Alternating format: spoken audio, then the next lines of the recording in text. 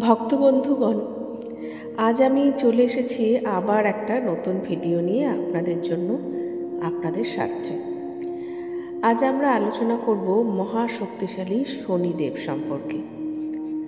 অনেকেই শনিদেবের নাম শুনলেই ভয় পান, মনে করেন তিনি কেবল শাস্তি দেন, ওনাকে কেবল ভয় করা যায়, ওনার থেকে শুধুমাত্র দূরে থাকাই ভালো। কিন্তু প্রকৃত সত্য হলো শনিদেব আসলে ন্যায় ও কর্মফলের প্রতীক। তিনি যা দেন তা আমাদের নিজেদের কর্মের ফল হিসেবেই দেন। যেসব মানুষ সারা জীবন শুধু অন্যের ক্ষতি করার চিন্তা করেন, কারোর ভালো দেখতে পান না, যাদের মনের মধ্যে শুধুই অন্যদের জন্য হিংসা আছে, শনিদেবকে তো তারাই ভয় পাবেন। কারণ আগেই বলেছি, শনিদেব কর্মফলদাতা।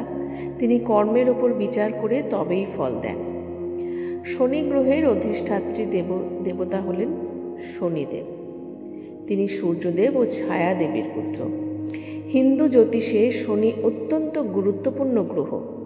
জীবনের সুখ দুঃখ, সাফল্য ব্যর্থতা অনেকটাই নির্ভর করে শনিদেবের অবস্থানের উপর। শোনা যায় শনিদেব তার পিতাকেও ছাড়েননি। শনি কেবল সেই মানুষকেই কষ্ট দেন যে অন্যায় করে অন্যকে কষ্ট দেয়, কিন্তু যিনি সৎ এবং সৎপথে চলেন, শনিদেব তার উপর কৃপা বর্ষণ করেন। তাই বলা হয়, শনি কেবল শত্রু নয়, তিনি আমাদের শিক্ষক। তিনি আমাদের ভুল বুঝতে সাহায্য করেন, জীবনের আসল পথ দেখিয়ে দেন।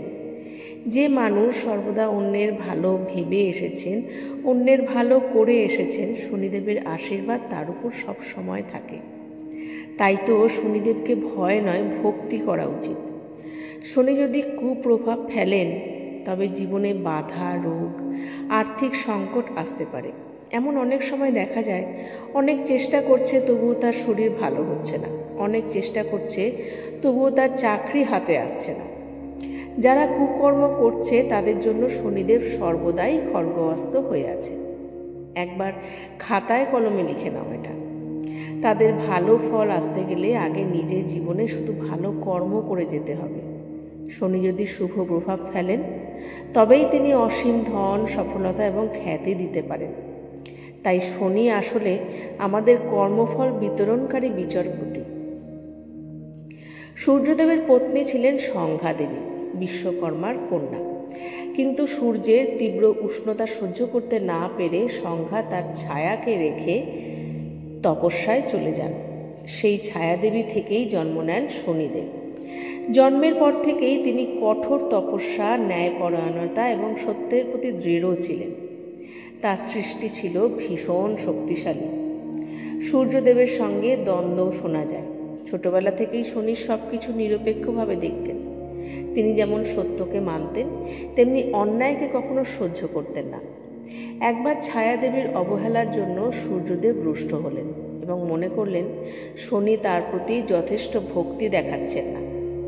সূর্যদেব এবং শনিদেবের মধ্যে মতবিরোধ সৃষ্টি হয়। একবার রাগে শনিদেব তার কঠিন দৃষ্টি পিতার দিকে দেন, ফলে সূর্যদেবের দেহ পুড়ে যায় এবং তার উজ্জ্বলতা কমে যায়। পরে ভগবান শিবের মধ্যস্থতায় সূর্যকে আবার স্বাভাবিক শক্তি প্রদান করেন এবং পিতা পুত্রের মধ্যে সম্পর্ক মিটিয়ে দেন। এই কাহিনীর মূল শিক্ষা হলো, পিতা যেমন শক্তির প্রতীক, তেমনি পুত্র ন্যায় ও শৃঙ্খলার প্রতীক। শনিদেব শিখিয়েছেন, সত্য ও ন্যায়ের ক্ষেত্রে কারও পক্ষপাত করা যায় না, এমনকি নিজের বাবার ক্ষেত্রেও নয়। তাহলে আমরা জানি আজকে শনিদেবকে সন্তুষ্ট করার কি উপায় আছে। শনিবার দিন ভক্তি ভরে শনিদেবের পূজা করলে তিনি তুষ্ট হন। কালো তিল, কালো কাপড়, লোহা, উড়দ ডাল দান করা অত্যন্ত শুভ। ওং শং শনৈশ্চরায় নমঃ এই মন্ত্র জপ করলে মন শান্ত হয়। শনি মন্দিরে প্রদীপ জ্বালানো এবং তেল অর্পণ করা অত্যন্ত ফলপ্রদ। গরিব এবং অভাবগ্রস্ত মানুষকে সাহায্য করলে শনির কৃপা লাভ করা যায়। শনিদেব আমাদের শেখান, জীবনে কোনো শর্টকাট নেই, যেমন কর্ম তেমন ফল। অন্যকে কষ্ট দিলে তার ফল একদিন ভোগ করতেই হবে। ধৈর্য ও সততা থাকলে শনি শেষমেশ অসীম পুরস্কার দেন। তাহলে প্রিয় ভক্তজন, শনিদেবকে ভয় নয়, ভক্তি করতে হবে। তিনি আমাদের প্রকৃত শিক্ষক, ন্যায়ের প্রতীক। যে ব্যক্তি সততার সঙ্গে চলবে, পরিশ্রম করবে, অন্যকে সাহায্য করবে, শনিদেব তার জীবন সমৃদ্ধ করে দেবেন। শেষে সবাইকে বলবো, শনিদেবের কৃপা যেন আপনাদের জীবনে সর্বদা থাকে। জয় শনিদেব।